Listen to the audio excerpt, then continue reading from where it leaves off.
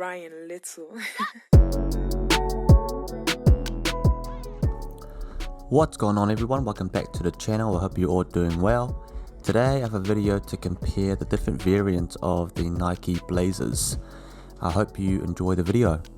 Now if you like videos like these, please drop me a thumbs up and subscribe to the channel if you haven't already. It shows me the types of videos that you guys are interested in and it's highly appreciated.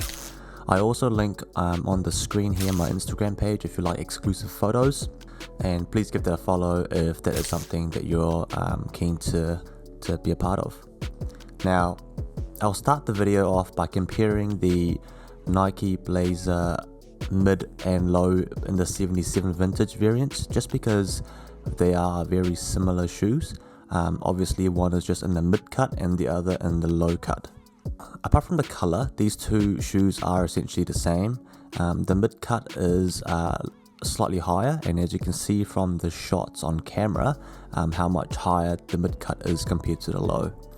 In terms of materials used, they are essentially identical. It's a leather upper with rubber outsole, and they both feature the exposed foam tongues with an orange tint. Something that is slightly different is on the back of the shoe.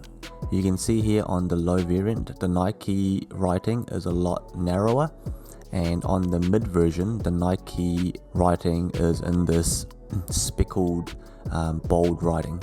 In terms of comfort, the low versus mid do feel relatively comfortable. If you were to wear the shoe for like the whole day, like let's say 6 to 8 hours, I tend to find that the low variant is more comfortable, just because you don't feel as restricted around the ankle area as opposed to the mid versions. And especially if you were driving quite a lot, the mid versions does restrict your ankle movement quite a bit, so it does make it feel a little bit less comfortable compared to the low. So that's just from my own experience and my opinion. In terms of aesthetic, the mid version does look very nice if you have the right pair of pants. So recently I have been wearing a lot more loose and relaxed fitting pants. A lot of them are from H&M, a couple of pairs from I Love Ugly. They always work quite well with the shoe. So in terms of overall look, I do like the mids a bit more. Nonetheless, you have to balance it out in terms of looks and comfort. So that's pretty much about it with the comparisons of the mid versus high in the 77 vintage variant. Before I move on to the comparison between the vintage variant and the standard Nike leather lows, I do want to give a shout out to the sponsor of the video today, which is Rose Gold and Black. Now Rose Gold and Black sells elegant and minimalistic jewelry at a very affordable and fair price. The piece I'm featuring here today is the minimal silver rope chain necklace. It is a stainless steel necklace that is 20 inches in length and 2 millimeters in thickness. A very elegant necklace that can be worn with essentially anything.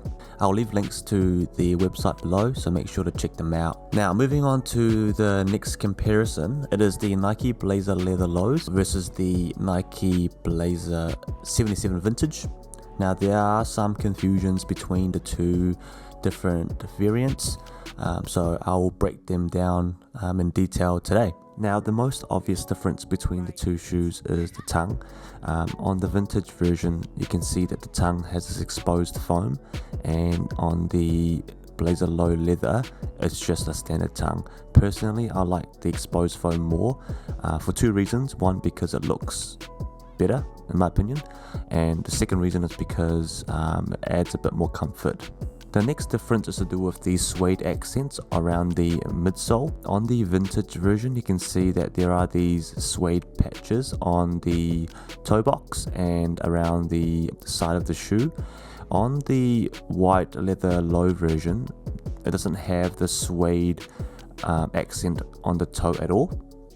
It does have similar accents on the side of the shoe, but it's not made out of suede, it's leather, so it doesn't give you that nice contrast it does on the vintage version. Something else that is slightly different between the two is the midsole. The textures are quite similar, but as you can see on the vintage version, it does have these larger strokes. Very minor details, but still different. In terms of the heel collar where the Nike writing is located, they are both screen printed and they are essentially the same.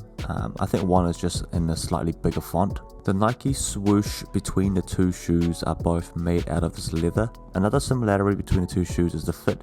They fit very similar in terms of comfort and sizing. If I were to choose between these two models, I would probably choose the vintage version just because of the suede accents that gives it a nice contrast, as well as the exposed foam that I like in terms of aesthetic and comfort. Overall, I think you get an overall a more well-rounded shoe in the vintage variant. So that's my comparison and my opinion on the three models. I'm gonna have on-feet shots of each of the shoes so you can see what they look like individually on feet, and then you can make up your mind to choose which one you prefer. I hope this video has helped you out in one way or another, and I'll catch you on the next video.